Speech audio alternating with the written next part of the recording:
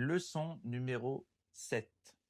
La 7e partie du credo dit « Montez au ciel, assis à la droite de Dieu, le Père Tout-Puissant ». Donc, comme toujours, le credo puise son inspiration des Saintes Écritures. Écoutons la Bible. En Actes 1:9, Jésus est enlevé au ciel sous les yeux des disciples. Éphésiens 1:20-21, Dieu l'a fait asseoir à sa droite dans les cieux célestes.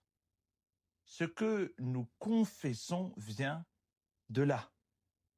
Donc voyons la montée au ciel. Après sa résurrection, Jésus n'est pas resté longtemps sur terre. Il est apparu à ses disciples et les a enseignés. Puis il est monté au ciel devant leurs yeux. Cela ne veut pas dire il a disparu dans nos cœurs. Ça veut dire son humanité est maintenant dans la présence du Père, dans la salle du trône. Sa montée au ciel, son ascension, ce n'est pas un abandon, c'est une exaltation.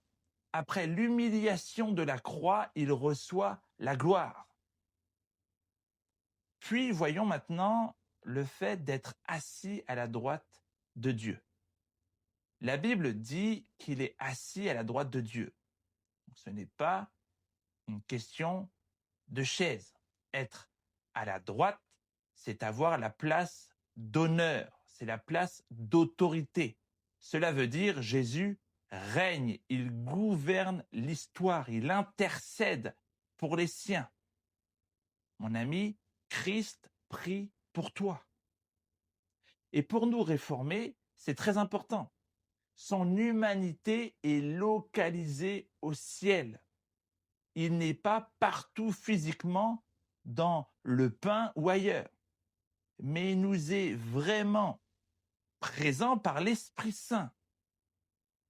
Notre humanité est déjà représentée là-haut en lui.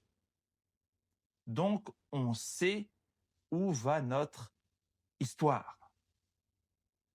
J'aimerais maintenant te poser 2 questions. Que veut dire, selon les Saintes Écritures, que Jésus est assis à la droite de Dieu? Et 2, comment le fait de savoir qu'il règne et intercède pour toi change ta manière de prier et de voir ta vie sur terre? En résumé, je crois, comme l'enseignent les Saintes Écritures, que Jésus est monté au ciel et règne à la droite du Père. Il est mon Seigneur vivant qui gouverne tout et qui prie pour moi. Prions.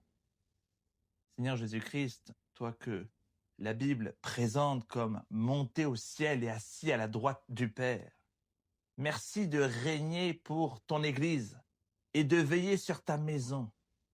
Apprends-moi à lever les yeux vers toi, à ne pas vivre comme si tu étais absent, mais comme un disciple qui a un roi vivant au ciel. Garde ma foi dans les épreuves sur la terre, en me rappelant que tu as déjà vaincu et que tu intercèdes pour moi.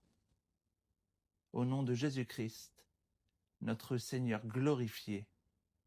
Amen.